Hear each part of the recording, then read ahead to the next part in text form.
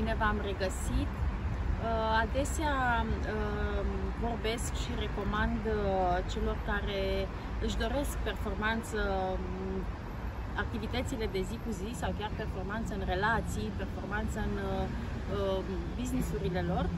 Recomand un autor, Dr. Bob Rotella, care este unul din cei mai mari coachi pe psihologie sportivă și pe psihologie de performanță din America.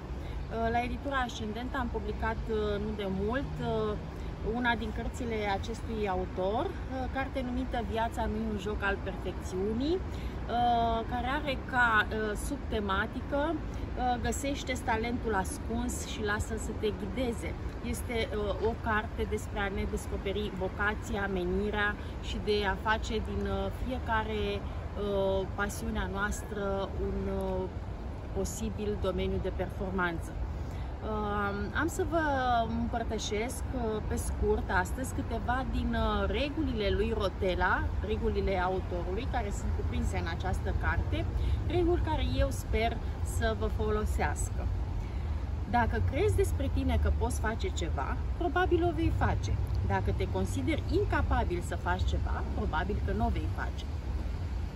O altă regulă sau o altă idee a lui Rotella.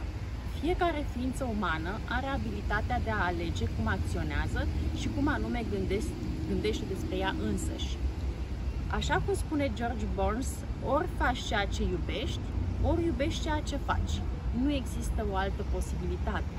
Iată deci versiuni ale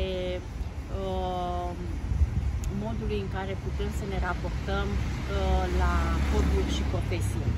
Oamenii care își urmăresc visurile fac ceea ce iubesc și țintesc mereu către măreție, spune Rotella.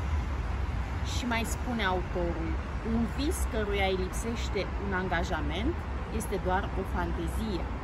Cei care au visuri mărețe pot realiza mărețe. Iată deci câteva idei care eu sper să vă inspire în viața de zi cu zi, nu doar în business-uri, și să ne amintim mereu, să ne bucurăm de viață, să nu căutăm neapărat perfecțiunea, pentru că viața nu este un joc al perfecțiunii. Să ne bucurăm de ea așa cum este, fiecare.